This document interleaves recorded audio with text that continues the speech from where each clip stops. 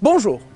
En 2449, un an après la sortie d'Égypte, alors que tout le peuple est en train de se préparer à la fête de Pessah à mener leur sacrifice, un petit groupe de gens qui étaient impurs décide alors d'aller voir Moshe et de se plaindre. Ils lui ont dit: nous ne comprenons pas, pourquoi devons-nous rater cette fabuleuse mitzvah? Nous aussi, nous voulons l'amener, c'est vrai nous sommes impurs, mais nous voulons amener notre sacrifice de Pessah. Moshe décide alors d'interroger Dieu.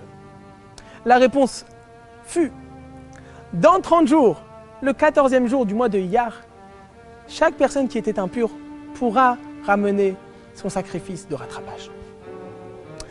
C'est ce que l'on appelle Pessah Sheni, le deuxième Pessah. Bien évidemment, chaque histoire, et combien plus une fête de la Torah, véhicule un message éternel.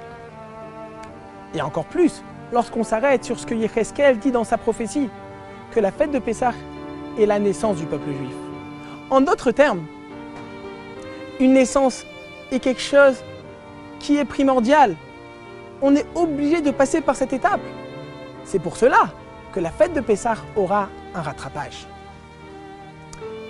C'est un petit peu ce que la halakha mentionne, que quelqu'un qui sera converti, qui viendrait à se convertir durant la période entre Pessah et Pessah Sheni, il devra quand même ramener le sacrifice durant la fête de Pessah Sheni, malgré que pendant la première fête, il n'avait pas forcément besoin de l'amener.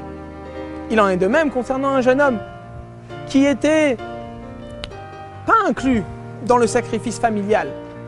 S'il viendrait à faire sa bar mitzvah entre la première fête et la deuxième fête de Pessah, alors il pourra et il devra ramener un sacrifice pendant la deuxième fête de Pessah.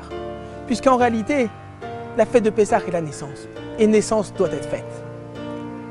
C'est ça le message que véhicule la fête de Pessah Sheni, qui n'est jamais trop tard pour bien faire. Malgré que ça fait déjà un mois que nous avons passé la fête de Pessah, eh bien nous pouvons recommencer tout à zéro et commencer du bon pied.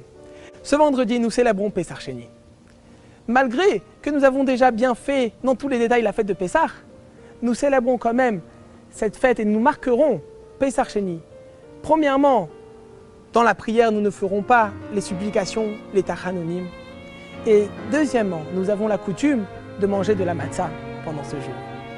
Cette petite vidéo est dédicacée au mérite de la famille Meyer de Miami.